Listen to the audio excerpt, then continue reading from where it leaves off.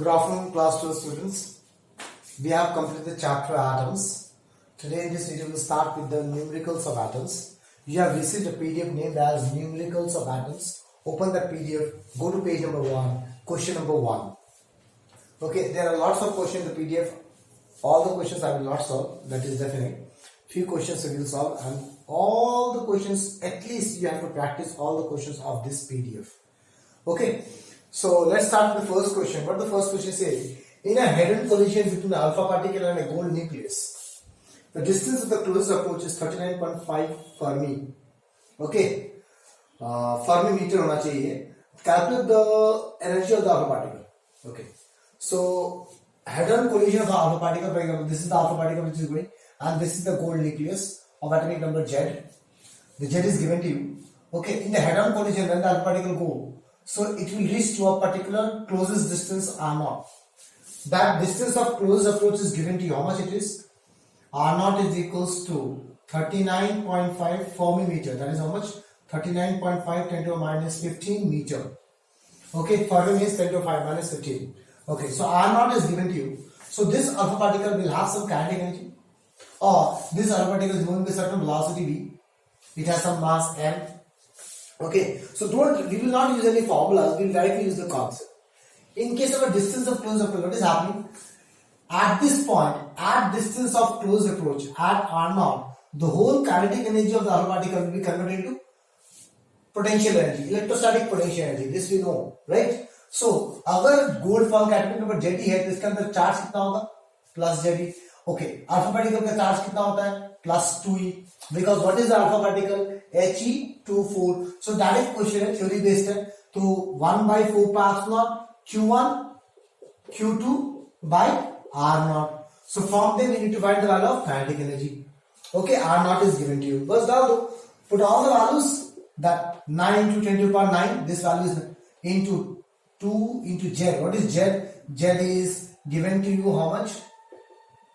How much is Z given to you? 79. So 79 into E square, 1.6 10 to the minus 19 whole square divided by R0, that is 39.5 10 to the minus 15. So all things in SI unit, the kinetic energy will get 92.16 10 to the minus 40 joule. So this is the kinetic energy you will get. Okay, class? Okay, now this is the first question answer. I got the kinetic energy in terms of SI unit joule, but the same question may ask in the other format. See, in a head-on collision, और के बाद जो question लिखा हुआ है, in a head-on collision between alpha particle and gold fall, alpha particle is deflected by 180 degree. When it was at a distance of 39.5 meter Fermi from nucleus. जब वो इतना distance पे था, वो वापस चला गया. That means what is this? 180 degree opposite. That this is distance of closest approach indirectly दिया हुआ है. Clear class? Calculate the energy of alpha particle in mega electron volt. अब क्वेश्चन क्या चेंज हो गया? तुम्हें एक energy of electron kinetic energy of the particle निकालना है, लेकिन मेगा इलेक्ट्रॉन वोल्ट पे निकालना है. ठीक है, मेगा में निकालना है. But the answer which we got is in joule.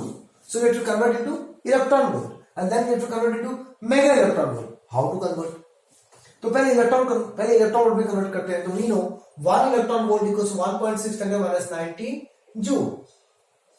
Okay, so इतना joule equals to 1 electron volt. So 1 joule equals to itna by 1.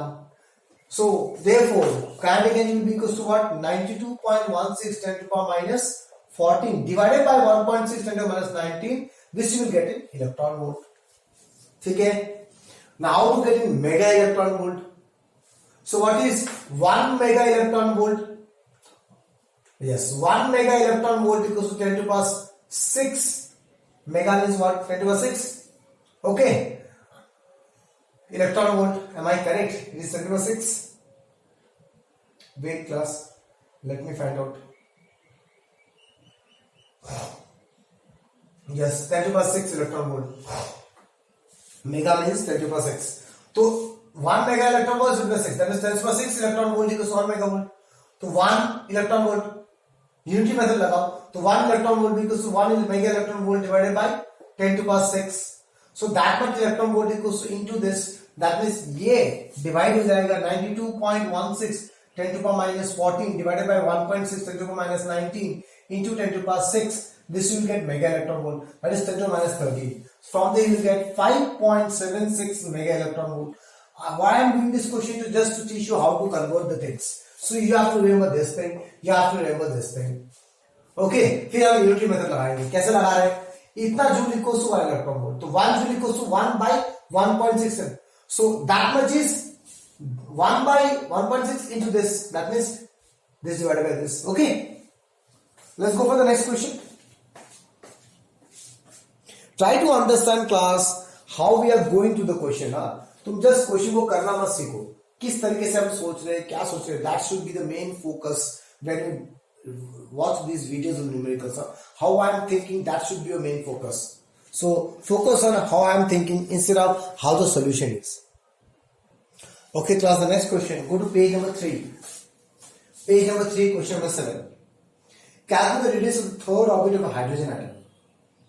Third orbit of a hydrogen atom. Now listen very carefully. n equals to 1 को इसे कहीं लिख दोगे आप, ground state बोलते हैं. n equals to 2 को हम सेकेंड स्टेट बोलते हैं. And this is also called as first excited state. The first excited state equals to 2. If I say I need to calculate fourth excited state, that means n equals to 5 है. ठीक है. So ground state को 1 बोलते हैं, उसके बाद सारे को हम 2 को first excited state, second excited state, third excited state. Okay, तो ये चीज तुम्हें याद रखना पड़ेगा. नेक्स्ट, हाइड्रोजन लाइक एटम का रेडियस का फॉर्मूला क्या होता है? 0.53 n square by Z angstrom. ये याद करना पड़ेगा. 0.53 n square, because I am doing different from the book class. 0.53 n square by Z angstrom is the formula for hydrogen like atom. तो ये फॉर्मूला याद करने मैंने बोला था. अब इसमें अगर हाइड्रोजन एटम डाल दे तो Z इक्वल्स टू 1 डाल देना. दूसरा कोई एटम होगा तो Z का वैल्यू डाल देना. Clear class? I hope you understand. अब देखो क्या बोला जा रहा है. Calculate the radius of the third orbit of hydrogen atom. So for hydrogen like atom, radius of nth orbit is how much? 0.53 n square by Z angstrom. Okay. अब इसमें case डालते हैं for hydrogen atom. For hydrogen atom, Z will be equals to 1. और यहाँ पे बोला क्या? Third orbit. Excited orbit नहीं बोला, सिर्फ third orbit बोला. मतलब n equals to 3. तो what is R3? 0.53 into 9 angstrom. 3 square by 1. So you will get 9 into 0.53 angstrom. Okay, that is the R3. But the answer you will get in angstrom. So how much you will get? 4.77 angstrom. So calculate कर लेना. You will get this value. Okay. Now, what the next case? Compare it.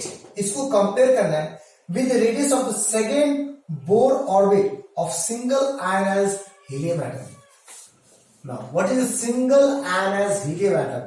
Single ionized मतलब क्या होता है? Single ionized helium atom is nothing but Ze+. Single ionized मतलब एक electron निकल गया. सिंगल एक इलेक्ट्रॉन. डबल ionized मतलब 2 इलेक्ट्रॉन निकल जाएगा. तो He+ हो गया. तो कैन आई से He में कितने इलेक्ट्रॉन्स होते हैं? 2 इलेक्ट्रॉन्स होते हैं. He में 2 इलेक्ट्रॉन्स होते हैं. एक इलेक्ट्रॉन निकल गया. तो कैन आई से it is hydrogen like atom. Now it becomes these things I have told you in the theory. This is a hydrogen-like atom now. Okay, that is He+. Now, इसका मुझे कौन सा निकालना है class?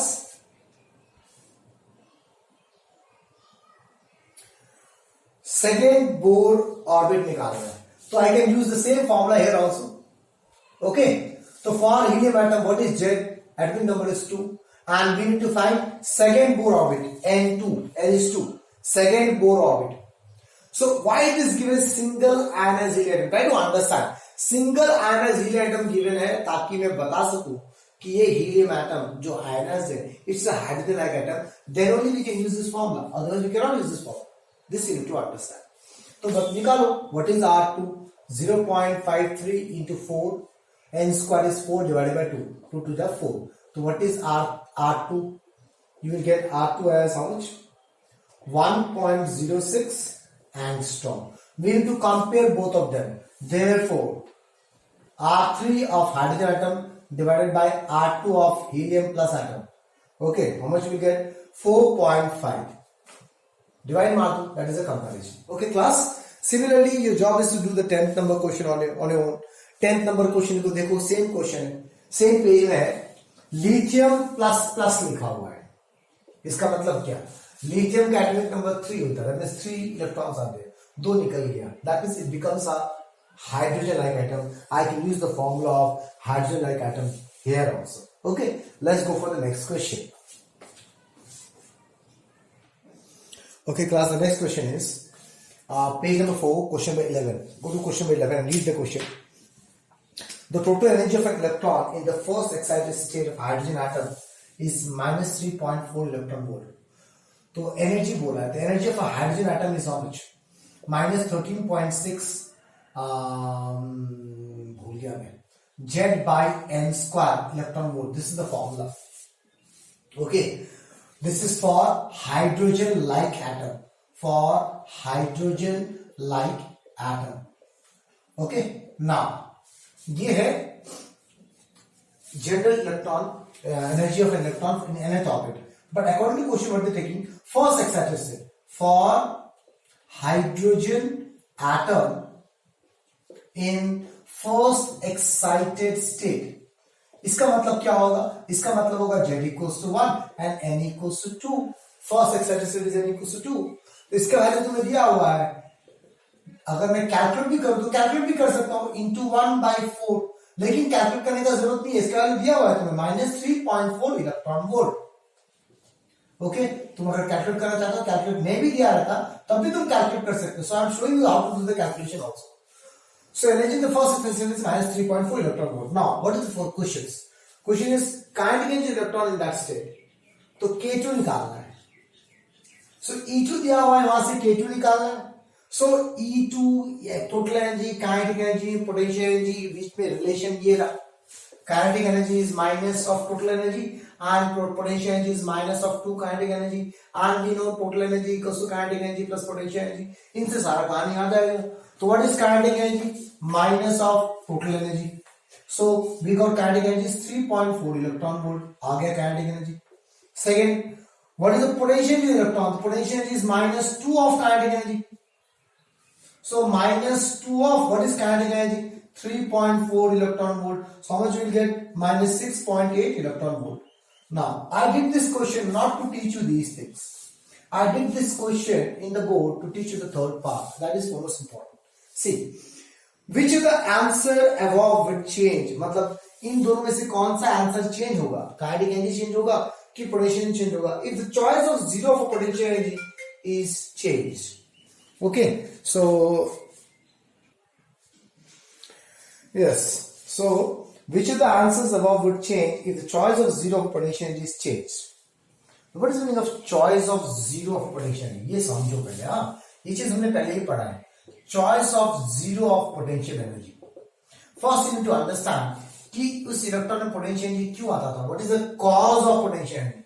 Is the attractive force. Okay, attractive force के कारण potential energy आता था. वो attractive force का फॉर्मूला क्या था? 1 K Q1 Q2 by R square. तो ये फोर्स जीरो कब होगा? ये फोर्स जीरो होगा जब R इंफिनिटी होगा. दैट मीन्स ये फोर्स जीरो कब है? जब R इंफिनिटी है. That means potential energy zero कब है? जब R इंफिनिटी, क्योंकि potential energy because of attractive force के कारण आ रहा था. So that is called choice of zero. So this is called choice of zero potential energy. That is potential energy zero at infinity. That means if this is a nucleus and here is an electron, उसके बीच का जो potential energy है वो है ये, right? और जो kinetic energy है वो बिकॉज ऑफ इट्स वेलोसिटी है. अब ये पोटेंशियल एनर्जी क्यों है? क्योंकि नॉर्मल केस में पोटेंशियल एनर्जी इंफिनिटी में जीरो होता था. अब ये चॉइस ऑफ जीरो चेंज हो गया. इसका मतलब फोर्स का वैल्यू चेंज हो गया. At every point earlier the force was with respect to this expression. Clear? With respect to this expression, the force was zero at infinity. Because of that, the potential energy was zero at infinity. But now the choice of zero is changing. That means the force at different point change now, तो force जो लग रहा था वह different point change हो गया। Clear, understand? तो ये पोटेंशियल एनर्जी में फर्क पड़ जाएगा, क्योंकि पोटेंशियल एनर्जी फोर्स पे डिपेंड करता है। Do you understand this? Okay, कि पोटेंशियल एनर्जी का चॉइस जीरो में चेंज हो गया, मतलब क्या, वो जो पोटेंशियल था बिकॉज ऑफ फोर्स, और जीरो पे पोटेंशियल एनर्जी चेंज हो गया, मतलब पोटेंशियल जीरो था वो इंफिनिटी में था, तो अब पोटेंशियल एनर्जी इंफिनिटी में जीरो नहीं है, कोई दूसरे पॉइंट में जीरो है पोटेंशियल, मतलब हर एक पॉइंट में क्या चेंज हो गया, पोटेंशियल एनर्जी का वैल्यू चेंज हो गया। काइनेटिक एनर्जी में कोई फर्क नहीं पड़ा, because kinetic depends on velocity. Do you understand class? Okay, तो तुम अगर ये फोर्स के एक्सप्रेशन से तुम्हें टेंशन हो रहा है तो तुम इसको इग्नोर कर सकते हो, तुम ऐसे समझ सकते हो कि चॉइस ऑफ जीरो, जब choice of potential zero means potential is zero at infinity. Clear? Okay, you other way around also तुम समझ सकते हो कि it will make a confusion that मैंने बोला फोर्स पे डिपेंड करता है, तो फोर्स तो सेंट्रीपिटल फोर्स भी प्रोवाइड करता है, उसके कारण वेलोसिटी भी चेंज होता है। So let's talk about potential energy का फॉर्मूला क्या होता है, K Q1 Q2 by R, this is the formula. तो पोटेंशियल एनर्जी जीरो कब है, जब R इंफिनिटी है। अब बोल रहा है कि ये चॉइस जो है चेंज हो गया, इसका मतलब पोटेंशियल जीरो इंफिनिटी में नहीं है, कोई दूसरे पॉइंट में है, मतलब हर एक पॉइंट पोटेंशियल की वैल्यू चेंज हो गया। क्लियर? सो लास्ट आंसर तुम्हारे पास बुक्स में है that the potential energy will change, there is no change in the kinetic energy, but total energy will also change. अगर potential energy चेंज होगा, kinetic energy में तो कोई चेंज नहीं आया, तो total energy में तो चेंज आएगा, because total energy is kinetic plus potential. Okay class, let's go for the next question. Okay class, the next question, same page number 4, question number 12. The energy of an electron in the nth orbit of hydrogen atom, directly given a question, expression given है, for the hydrogen atom energy of electron in the nth orbit is how much, minus 13.6 by n square electron volt। Jet तो 1 हो जाएगा, क्योंकि question में पहले से दिया हुआ है कि हाइड्रोजन एटम है। How much energy is required to take an electron from ground state to the first excited state? तो ground state is 1 and first excited state is 2. This is called first excited state।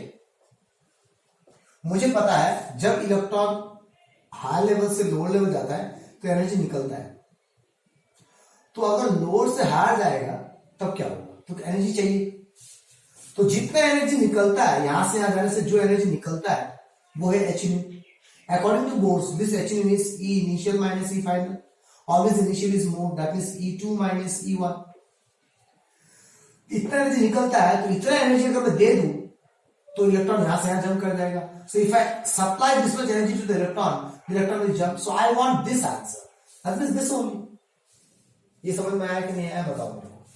मुझे पता है how much energy is emitting when an electron transit from higher to lower, but in the question they ask in other way around, how much energy we need to give to the electron excite from 1 to 2। So they are said जितना energy निकलेगा उतना energy दे दूंगा तो jump कर जाएगा, that means this we need to calculate. So this much is the energy we required, h nu। हाँ, ये क्वेश्चन पूछता कि what should be the wavelength of the radiation which need to incident on the electron, try to understand ये what is the energy required to eject to excite the electron from 1 to 2। अब ये जो energy हम देंगे इस electron को वो कैसे देंगे, तो मान लो मैं रेडिएशन से दे रहा हूं, तो जो रेडिएशन आ रहा है इतना एनर्जी लेके उस रेडिएशन का वेवलेंथ कितना है, एक गैस की like this, what will be the wavelength of the incident photons such that the electron jump from first ground state to first excited state। तो तब तुम क्या करोगे, ये एनर्जी निकल गया, इसको मैं SC बाय लैम्डा लिख सकता हूं न्यू की जगह, वहां से वेवलेंथ आ जाएगा। I hope you understand. तो चलो उसको कैलकुलेट करते हैं, minus 13.6 by 2 square is 4, minus into minus plus 13.6 by 1 square is 1। so if you calculate these things you will get how much, कितना आएगा रे भैया, you will get 10.2 electron volt is the energy. अब अगर wavelength पूछ दे तो इसको SC पे लैम्डा कर दो, वहां से HC का वैल्यू डालो, लैम्डा निकल जाएगा। Okay class, okay let's go for the next question. Okay class, the next question is go to page number 5, question number 21। The ground state energy of a hydrogen atom, the ground state energy for hydrogen like atom, what is the energy value? minus 13.6 n square by z, sorry, minus 13.6 z by n square electron volt. Now for hydrogen atom, n equals to 1 ले लो, dot से z equals to 1 ले लो, तो En कितना आता है? E1 is minus 13.6 electron volt. That is given to you, but मैंने calculation show कर दिया आपको. It will help you later on. If an electron makes a transition from energy level this to this, so initial energy level is given to you, energy is 0.85 electron volt, and final is given to you minus 3.4 electron volt. यहां से यहां transit किया. Calculate the wavelength of spectral lines emitted. ये हो गया initial, ये हो गया फाइनल. तो यहां से यहां ट्रांजिट किया, तो ये जो एनर्जी निकला दैट इज योर ई. इस एनर्जी ऑफ रेडिएशन जो निकला उसका वेवलेंथ निकालना है. So by volts we know E is initial minus final. वे इनिशियल बड़ा होना चाहिए. Of course this is more and this is less. Smaller value of negative term is greater than the bigger value of negative term. This we know. तो इसको minus करो. Minus 0.85 plus 3.4 everything you will get in electron volt. And I can say it is SC by lambda. यहाँ से wavelength निकल जाएगा. I hope you understand. Plus तो ये value कितना आएगा? This value will get 2.55 electron volt. लेकिन मुझे इसको SI में कन्वर्ट करना है. 1 इलेक्ट्रॉन वोल्ट इस अंदर 1.6 में minus 19. This we got in joule equals to SC by lambda. यहाँ से वेवलेंथ निकालो. What is the lambda? Lambda is H 6.62 10 to minus 34. C 3 into 10 to power 8 divided by 2.55 10 to 1.6 10 to power minus 19. So this is the final. Okay, from there you will get 4870 angstrom. तो मिल गया wavelength of light emitted. अब क्या बोल रहा है? To which series of hydrogen spectrum does this wavelength belongs? तो hydrogen spectrum का series क्या होता था? Lyman, Balmer, Paschen, Brackett, Balmer, Brackett, Pfund. Okay, तो अब ध्यान से समझो चीजों को. तुम्हें बोला है ये वेवलेंथ किस सीरीज में लाई करता है, ये कैसे पता करेंगे? तो इस सीरीज के लिए जो फाइनल होता था 1 होता था. इस सीरीज में जो फाइनल मतलब क्या? लेमन सीरीज में हर इलेक्ट्रॉन 1 पे जाके गिरता है, बाल्मर में 2 पे जाके गिरता है, पैशन में 3 पे जाके गिरता है, ब्रैकेट में 4 पे जाके गिरता है, और पीफर्ड में 5 में जाके गिरता है. तो मुझे ये पता करना पड़ेगा कि वो कहां पे जाके गिरा. तो मतलब फाइनल का लेवल का वैल्यू निकालना है, एन निकालना है. एन ये समझ में आया क्लास कि नहीं आया? क्या निकालना है मुझे? एन का वैल्यू निकालना है. फाइनल एन क्या है ये समझ में आया कि नहीं आया बताओ. ओके, अगर मुझे पता चल गया कि इनिशियल का वैल्यू कितना था और इनिशियल का नहीं पता चले तो फर्क नहीं पड़ता. अगर फाइनल का वैल्यू पता चल जाए तो फाइनल का एनर्जी कितना? Minus 3.4 electron volt. तो I have to see that n which value corresponds to minus 3.4 electron volt. Okay, n का क्या वैल्यू होगा कि माइनस 3.4 इलेक्ट्रॉन वोल्ट का आंसर आ जाए? तो उसको निकालने का बहुत सारा तरीका है. We know energy is minus 13.6 by n square. Clear? इस ई के जगह लिख दो minus 3.4 electron volt minus 13.6 electron volt by n square. Electron volt electron cut गया, माइनस माइनस कट गया, तो N square is 13.6 bye 3.4.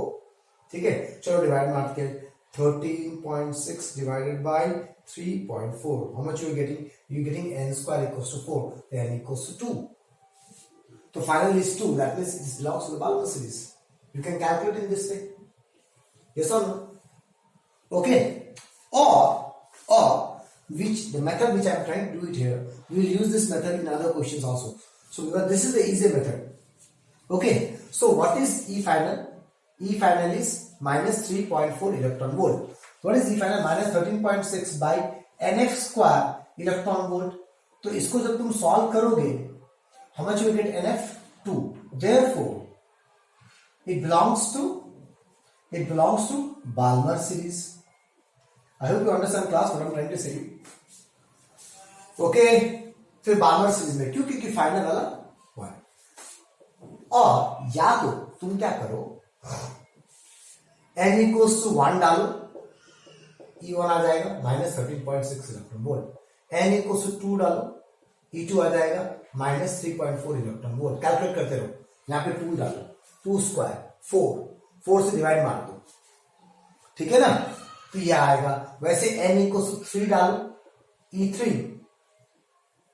Okay, E3 कितना हो जाएगा, 13.6 डिवाइडेड बाई 9, तो -1.5251 इलेक्ट्रॉन वोल्ट। ऐसे n इक्वल टू 4 डालो, E4 कितना हो जाएगा, -0.85 इलेक्ट्रॉन वोल्ट। कहां से आया, समझ में आया? हाँ, I am substituting in this value. What is En -13.6 by n square electron volt. Z की जगह 1 डाला, इधर n की जगह 1 डालो, इधर n की जगह 2 डालो, n की जगह 3 डालो, n की जगह 4 डालो, आ जाएगा आंसर। तो यहां से मुझे क्या पता चल रहा है, E initial is 0.85, that means transition is going from n equal to 4 to n equals to 2। तो सारा चीज पता चल गया। या तो ऐसे करो, ओके। लेकिन हमने तो ये नहीं बोला है ना क्वेश्चन में कि कहां से कहां ट्रांजिट कर रहा है, हमें सिर्फ बोला है कि किस सीरीज में। तो किस सीरीज में ये पता करने के लिए मुझे सिर्फ फाइनल वाला चाहिए एनर्जी लेवल, इनिशियल वाला एनर्जी लेवल नहीं चाहिए। लेकिन अगर क्वेश्चन बोलता तो किस सीरीज में करना है, तो हम क्या करते, दोनों निकालते, फाइनल इनिशियल। सो आगे you calculate directly from the energy value और you can go forward in this way, 4 to n equals to 2। Okay class, okay, let's go for the next question. Okay class, the next question, page number 6, hot numericals, page number 6, question 27. Now to do these numericals you must remember these formulas: energy of the nth orbit, radius of the nth orbit, velocity of electron in nth orbit of hydrogen like atom। क्योंकि यही question दूसरे किसी atom के form में भी आ सकता है। यहाँ पे तो हाइड्रोजन एटम बोला गया है, लेकिन मे भी दूसरा हाइड्रोजन लाइक एटम में पूछ दे, तब जेट की जगह वैल्यू डालना पड़ेगा। So you have to remember these three formulas, then only you can do this question. Okay, see calculate the frequency of radiation emitted when a hydrogen atom jumps from level n to level n-1। Okay, तो what is the initial level n and what is the final level n-1। So this is the initial level and this is the final level. तो मुझे निकालना है frequency of the radiation जब electron यहां से यहां transit किया for a hydrogen atom. Okay, so that this frequency is equal to the classical frequency of the revolution of the electron in the nth orbit, provided n is very large। so n is very large, इसका मतलब क्या होता है, n is greater than 1।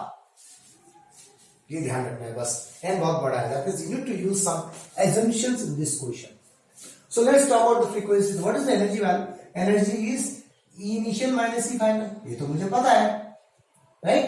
तो initial को value डालो, देखो since hydrogen atom है तो जेड की जगह 1 डाल देंगे, बाकी कुछ नहीं लिखेंगे, सिर्फ जेड की जगह 1 डाल दो। m e⁴ divided by 8h² minus में आएगा बेटा एनर्जी, तो 8h² epsilon n initial square plus m e⁴ 8h² epsilon n final square. So what are things we are getting common, m e⁴ 8h² epsilon common, यहां पर आ जाएगा n by nf² by 1 by ni² हो गया। This is the energy. Okay, but मुझे क्या निकालना है, मुझे निकालना है frequency. What is energy, h nu equals to m e⁴ by 8h² epsilon 1 by nf। now what is nf? now so let's substitute the nf। nf is n minus 1 whole square minus 1 by n²। Okay, मुझे क्या निकालना है, frequency. तो what is the frequency here, frequency is m e⁴ divided by 8h³ h यहां गया h³ epsilon इसको LCM लो, n² into n minus 1 whole square, तो इधर हो जाएगा n² माइनस दिस, तो a² plus b² minus 2ab। This is the final thing will get, right class. Okay, तो यहाँ पे फाइनली क्या आया, बुक में क्या आया हुआ है, हमारा क्या आया हुआ है, सो 2n minus 1 आएगा, तो इधर प्लस। ओके फाइन, ओपन करो खुद से, you will get this thing। so n² is cancelling out। so finally what is the frequency I'm getting? the frequency which I'm getting is m e⁴ by 8h³ epsilon 2n minus 1 divided by n² into n minus 1 whole square। ठीक है, इसको यहीं पे छोड़ दो बेटा, because मैंने frequency तो निकाल लिया, but I did not use any condition here, n large है, इसका कंडीशन मैंने कहीं यूज नहीं किया। अब कहां यूज करना है, that I will not understand right now. Okay, that you will understand later on. later on means the second part, we got the frequency। now leave some light, what is the second part? show that this frequency is equal to the classical frequency of revolution of electrons in the nth orbit. What is the meaning of this? Revolution of electron classical frequency. तो जब electron जो गोल गोल घूम रहा है उसका जो फ्रीक्वेंसी है गोल गोल घूमने का, वो फ्रीक्वेंसी और ये फ्रीक्वेंसी सेम होना चाहिए, ये बोला जाता है. तो what is the frequency? Now classical frequency, okay, frequency due to revolution of electron in nth orbit. तो frequency is nothing but mu ले लेते हैं, 1 by time period nth orbit. Now how to find time period? Third is time period, distance और velocity. तो time period क्या होता है? Distance by velocity. तो distance कितना है? 2 pi r है, velocity is v है. ये समझ में आया? तो गोल गोल जो घूम रहा है उसका जो फ्रीक्वेंसी, वो फ्रीक्वेंसी और ये फ्रीक्वेंसी सेम होना चाहिए. ठीक है, that we need to prove. तो ये जो गोल गोल घूम रहा है, तो time period is total distance by velocity. Distance equals to velocity into time, मुझे पता है टाइम क्या होगा, डिस्टेंस वेलोसिटी. तो गोल गोल घूम रहा है, सर्कमफ्रेंस किस ऑर्बिट का? nth ऑर्बिट का, बाय वेलोसिटी. अब इसके साथ वैल्यू डालो. What is velocity? See e square divided by 2h epsilon n, z को 1 डाल दिया, into 1 by 2 pi rn. What is rn? n square h square epsilon pi m e square, Z करेगा 1 डाल दिया. ठीक है, अब ये वैल्यू और ये वैल्यू सेम आना चाहिए. तो पहले यहाँ पे कुछ कट उठ रहा है तो उसको काट देते हैं. Pi pi is cancelling out, anything else is cancelling out class? No. तो देखते हैं क्या आ रहा है. m e to power 4, m e to power 4 आ रहा है.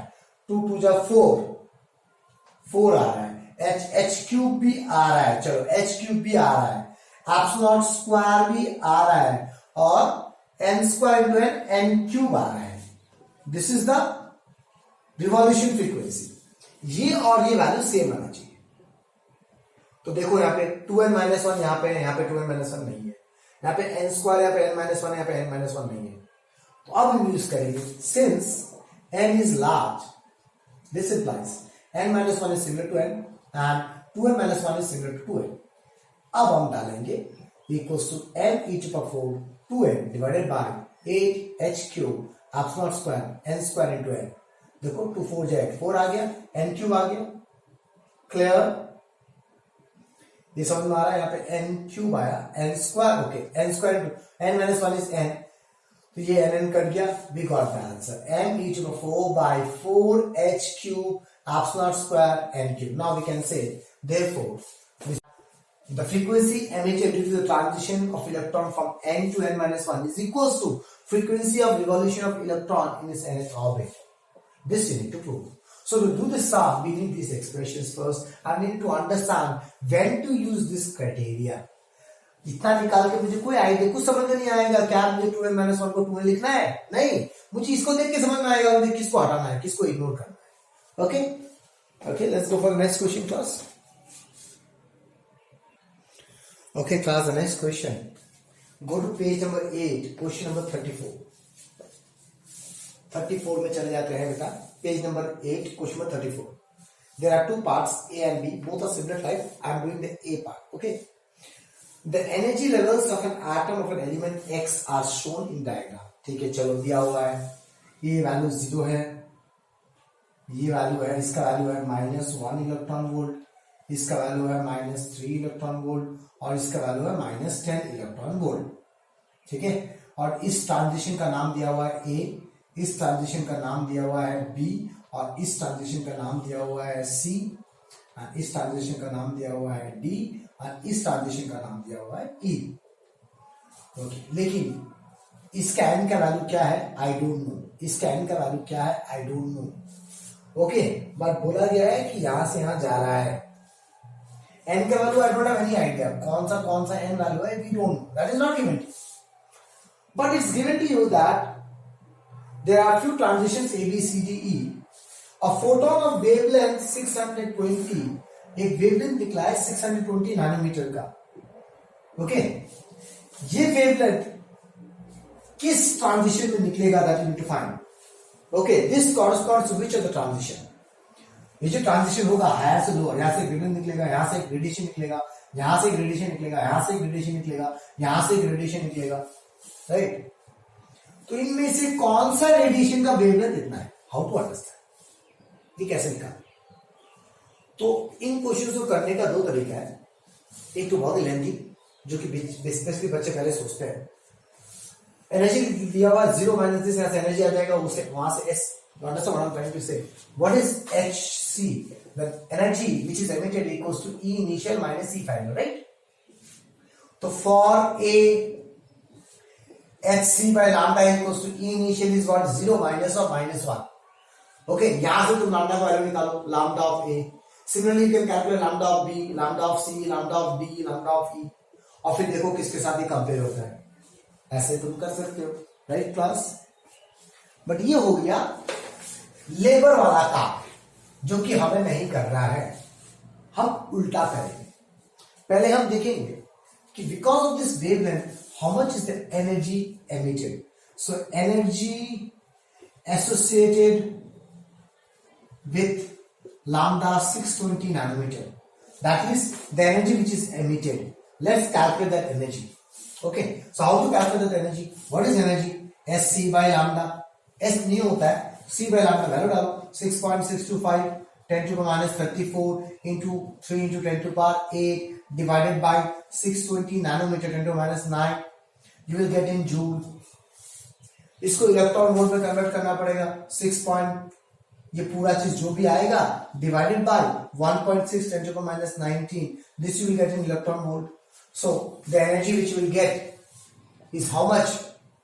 Solution तो दिया नहीं हुआ बेटा, तो अब मुझे इतना गंदा सा कैलकुलेशन करना पड़ेगा। So please do the calculation on your mark for me. इतना इलेक्ट्रॉन वोल्ट आंसर आ जाएगा, ठीक है। ओके क्लास, अब तुम्हें क्या करना है, अब तुम्हें एनर्जीज, ये जो एनर्जी आया ये इनके सब्ट्रैक्शन के बराबर होना चाहिए, since energy must be equals to E initial minus E final.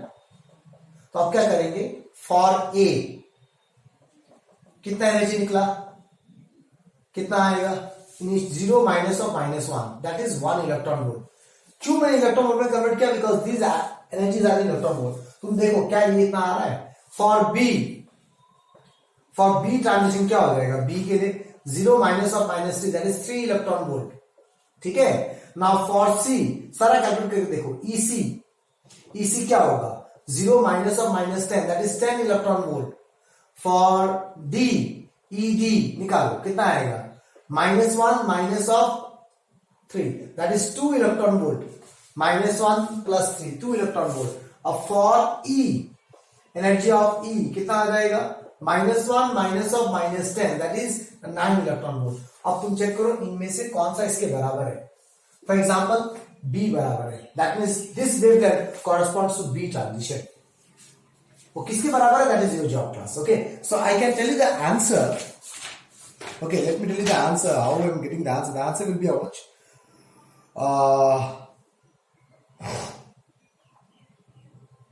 Answer is not given to you, very good, wait for some time class. 34 का A, so it will correspond to this value, you will get 2 electron volt. Okay, तो ये 2 electron volt corresponds to D, it will corresponds to D, therefore lambda equals to 620 nanometer corresponds to D transition. Okay, D transition आ रहा है। I hope you understand how to do this out. Clear class? Okay, let's go for the next question now. Okay class, the next question, the same page number 8, question number 33. Question देखने में बड़ा ही danger वाला लगता है, लेकिन ऊपर देखने वाला है, बस लैंग्वेज थोड़ा सा टिपिकल है। क्या बोला है, a muonic hydrogen atom is a bound state of negatively charged muon denoted by nu minus of mass 207 Me, mass of electron, and a proton, and the muon orbit around the proton. क्या बोल रहा है भाई, what is the radius of its first Bohr orbit and its ground state energy? ठीक है, सब कुछ अच्छा है, लेकिन ये म्यूनिक क्या है। So we are dealing with muonic hydrogen atom. Fine. It's a hydrogen atom, but we're dealing with a म्योनिक hydrogen atom. ठीक है ना? अब ये म्योनिक hydrogen atom है कैसा? Is a bound state of a negatively charged muon. Okay. And इतना and a proton. Okay. इसका nucleus में एक प्रोटॉन है, एक प्रोटॉन, सिंगल प्रोटॉन, और इसके चारों तरफ इलेक्ट्रॉन घूमता है ना. अब वो इलेक्ट्रॉन नहीं है, एक नेगेटिव चार्ज म्यून है जो कि ऐसे घूम रहा है, म्यू माइनस. ओके, वो इलेक्ट्रॉन नहीं घूम रहा है, म्यू घूम. तो सिंस एक ही प्रोटॉन है तो फर्स्ट ऑर्बिट होगा. So radius of its first Bohr orbit. Okay, so this is the situation that the electron, in the place of electron we have a negatively charged muon. Okay, ये घूम रहा है इसके चारों तरफ with some velocity and it has some radius. This is the story. Clear? अब since nucleus में एक ही प्रोटॉन है, that means atomic number 0. इतना समझ में आना चाहिए पहला. नेक्स्ट, ओके, और इसमें n इक्वल्स टू 1 होगा क्योंकि फर्स्ट ऑर्बिट है, क्योंकि फर्स्ट ऑर्बिट पूछा गया है. First Bohr orbit. ओके, ये बाद में डालते हैं. सिर्फ z इक्वल्स टू 1 है, इतना मुझे समझ में आ गया क्योंकि एक ही प्रोटॉन है लिखा हुआ है इधर, and a proton, that means z is equals to 1. यहां से पता चला कि atomic number 1. Okay, and muonic orbit around the proton and the muon orbit around the proton, that is the muon orbit, the first orbit. Okay, अब क्या बोला जा रहा है? But this is the mass of muon. कितना है? 207 of mass of electron. The mass of muon is 207 of mass of electron. This is not an electron, this is a muon. Clear? Okay, this is the situation given to you. Now you have to find what is the radius of its first Bohr orbit. First Bohr orbit के radius निकालते हैं. तो चलो पहले हम करते हैं for hydrogen like atom, क्योंकि बोर पूछा है तो बोर का तो हाइड्रोजन लाइक एटम के लिए फॉर्मूला है. What is r n square H square epsilon naught. That formula I don't remember, you have to remember class. Pi m e square Z. This is the formula. Clear? अब तुम्हारे दिमाग में आ रहा है sir ये वाला formula क्यों use किया, ये वाला फॉर्मूला क्यों नहीं यूज किया? ये भी तो यूज कर सकता हूं, 0.53 n स्क्वायर बाय जेड. ठीक है ना? तो there is a reason behind it class, try to understand. हाँ, इस फॉर्मूला में epsilon square H square pi m e square का वैल्यू आया था 0.53 एंगस्ट्रॉम, क्योंकि सारा वैल्यू कांस्टेंट था. एप्सिलॉन का वैल्यू कांस्टेंट था, एच का वैल्यू कांस्टेंट था, pi we know, m is mass of electron, e is the charge of electron. Clear? e क्या है? चार्ज ऑफ इलेक्ट्रॉन है. इन सारे वैल्यूज को डालने से 0.53 आता है, लेकिन मेरे यहां पे I am not dealing with electron, I am dealing with some other thing, muon. That means इस फॉर्मूला में पहले तो z की जगह 1 डालो. Since z is equals to 1, तो रेडियस ऑफ nth ऑर्बिट कितना हो जाएगा? n square H square epsilon pi mass of muon. Okay, और ई क्या है? Charge of electron. तो इसमें चार्ज ऑफ इलेक्ट्रॉन कितना है ये चेक करना पड़ेगा. So muonic hydrogen atom is a bound state of a negatively charge muon denoted by mu minus of mass 0.7 me and a proton and the muon orbit around the proton. Okay, तो यहां पे इस Munich negative charge का value नहीं दिया हुआ है, लेकिन हम निकाल सकते. कैसे? न्यूक्लियस में एक प्रोटॉन है और एक एटम स्टेबल होता है, तो लिखा हुआ है बाउंड स्टेट स्टेबल है. इसका मतलब क्या? इसका चार्ज चार्ज ऑफ इलेक्ट्रॉन के बराबर होगा, क्योंकि न्यूट्रल होना चाहिए ना बॉडी. ये समझ में आया कि नहीं आया बताओ? ये ऐसा बॉडी है जो इलेक्ट्रॉन नहीं है, दूसरा कुछ बॉडी है, उसका नाम म्यून दे दिया गया. उसका मास इतना टाइम्स इलेक्ट्रॉन, लेकिन उसका चार्ज कितना है? Is equal to charge of electron है. क्यों? क्योंकि न्यूक्लियस के अंदर एक ही प्रोटॉन है, मतलब इसको बैलेंस करने के लिए एक इलेक्ट्रॉन का चार्ज होना पड़ेगा. So E will remain E square. Clear? ये समझ में आया चेंजेस कहां पे आया फॉर्मूला में? अब इसलिए मैंने डायरेक्टली 0.53 नहीं लिख पाया. अब मैं क्या करूं? अब इसे वैल्यू डालूं. What is r n square H square epsilon naught pi. In the place of mu, I can write 207 me e square. Okay. अब देखो ये चीज आ गया.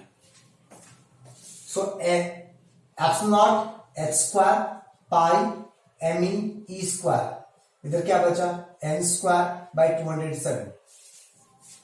ठीक है क्लास, तो अब मैं लिख सकता हूं इसकी जगह 0.53 n square by 207 angstrom. This is your r n. Clear? अब मुझे फॉर फर्स्ट ऑर्बिट निकालना है, तो for n equals to 1 first Bohr orbit, अब जाके एन के जगह 1 डालो, तो 0.53 by 207 into 10 to power minus 10 metre, angstrom के जगह एन के जगह 1 डाल दिया। If you calculate this you will get the book answer 2.55 10 to minus 3 meter. That please do the calculation on your own and check it out whether we're getting the correct answer or not. Okay? Same fashion में हमें energy of ground state भी निकालना है class. Okay, तो energy of ground state again see, इसका value मैं -13.6 by Z n square electron volt बोलता हूं, लेकिन जो -13.6 आता है वो किसका वैल्यू है? M e to power 4 8 h square epsilon square, इसका वैल्यू आता है -13.6। इसे एम मास ऑफ इलेक्ट्रॉन था, यहाँ पे mass of electron, charge of electron तो same, charge of electron and charge of neutron is same, but mass of electron and mass of neutron is not same, so I cannot use this formula, I have to use this formula. So second case, energy for hydrogen like atom, for hydrogen like atom, what is the energy value? Minus m e to the power 4 z divided by 8 h square epsilon square n square. ठीक है, अब since z equals to 1 तो energy कितना हो जाएगा? Minus m mu mass of the muonic atom E4 divided by 8 h square epsilon square n square. ठीक है class, तो ये वैल्यू कितना आ जाएगा? E n will be equal to -207 mass of electron e to power 4 divided by 8 h square epsilon square n square. अब मुझे वो value मिल गया, देखो -207 by n square m e to the power 4 8 h square, so that is 13.6 electron volt. This is your En. Okay, now अब मुझे कौन सा orbit का निकालना है? For ground state. Now for ground state n is equals to 1, तो E1 कितना आ जाएगा? -13.6 into 207 electron volt is the answer. That how much you will get? -13.6 into 207 करो, चलो ये कैलकुलेशन डायरेक्ट कैलकुलेटर से करते हैं। -13.6 into 207 36.72, I am getting 36.72। Book में कितना है?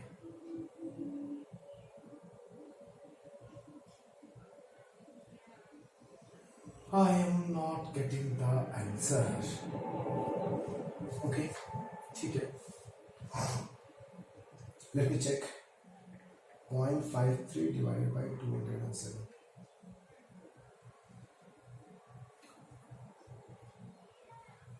Wait class, I'm not getting the answer what is given in the book. Okay class, no, everything is correct. I did a wrong calculation. This answer आ जाएगा 2.8 10 to the power 3 electron volt. Okay, so you understand what is special about this question. So overall is that normally ये जो formulas आए हैं ये आया था electron के लिए, यहाँ पे m मास ऑफ इलेक्ट्रॉन था, E चार्ज ऑफ इलेक्ट्रॉन था। ठीक है, ये फॉर्मूला किस तरीके से आया था? हमने एक बोर्स क्वांटम थ्योरी यूज किया था और Coulomb force equals to centripetal force use किया था, यही स्टोरी था। ओके, अब मेरा केस क्या है? अब मैं क्या करूंगा, तो ये जो फॉर्मूला था इसमें मास ऑफ इलेक्ट्रॉन था, तो ये मास ऑफ इलेक्ट्रॉन के बाद 13.6 आता है, यहाँ पे मास ऑफ इलेक्ट्रॉन के बाद 0.53 आता है। बस तुम्हें ये समझना है कि मैं ये फॉर्मूला यूज नहीं कर सकता, ये फॉर्मूला यूज नहीं कर सकता। ओके, जो फॉर्मूला आया है उसमें सिर्फ अकॉर्डिंग टू कंडीशन मास का वैल्यू चेंज करते जाओ। Okay class, okay class, now see मुझे ये क्वेश्चन कराने का जरूरत नहीं पड़ना चाहिए, लेकिन फिर हम discussing because the solution is given in the book already. Question number 16, page number 10. That page has only one question. The electron in the hydrogen atom is initially in the third excited state. That means initial is 4. Third excited state में है.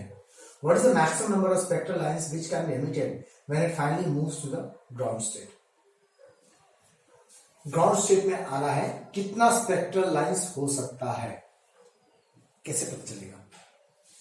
सो इसको दो तरीके से कर सकते हैं class, ठीक है ना। थर्ड एक्साइटेड स्टेट मतलब क्या? 4 1 2 3 4, ठीक है।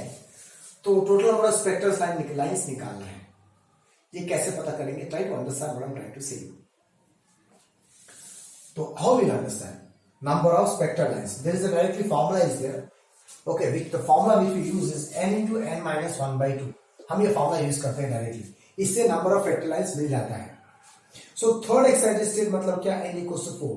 Simply 4 का अलग डाल दो, 4 into 4 minus 1 by 2, that is 4 into 3 by 2, that is 6. We got 6 spectral lines, आराम से आ गया। But if we try to show in figure how to get the 6 spectral lines, that you need to understand. Okay, तो electrons कहाँ पे है भैया? Electron है initial in third state, यहां पे है, ठीक है। तो कैसे आएगा 6? तो यहां से यहां जंप कर सकता है, डन। यहां से यहां जंप किया, यहां से यहां पे तो जंप कर सकता है, और यहां से यहां भी जंप कर सकता है, हो गया। अब अगर इलेक्ट्रॉन यहां से यहां जंप किया तो इलेक्ट्रॉन यहां पहुंच गया, तो यहां से यहां जंप कर सकता है और यहां से यहां जंप कर सकता है, ठीक है, डायरेक्टली। अगर इलेक्ट्रॉन यहां से यहां गया तो यहां से यहां जंप कर सकता है। कितने हो गए ना? 6। So try to understand what I am trying to say. 4 से मान लो इलेक्ट्रॉन ने थर्ड में जंप किया, थर्ड से 2 में जंप किया, 2 से 1 में किया, ऐसे जा सकता है। या तो 4 से 2 में गया फिर 2 से 1 में गया, ऐसे भी जा सकता है। 4 से राइट के 1 गया, 3 से राइट के 1 गया, ऐसे भी जा सकता है। So either you do it in this way or you use the formula n into n minus 1 by 2, that is 6 spectral lines. Clear? Now but ये फॉर्मूला हैंडी कब होगा? जब तुम्हारे पास कम नंबर ऑफ लेवल्स होंगे, तो you can draw and you can find out, right. 4 से भेजो 1 तक, 4 से 2, 4 से 3, फिर 3 से 2, 3 से 1, फिर 2 से 1, हो गया। लेकिन अगर नंबर ऑफ टर्म्स बहुत है, for example n equals to बोल दिया 10, बोल दिया 9th एक्साइटेड स्टेट, तब कैसे फिगर बनाओगे? Then it's impossible to do it. Then we use this formula as a handy process. Okay, class? So that this is the end of the chapter atoms, class. Thank you very much.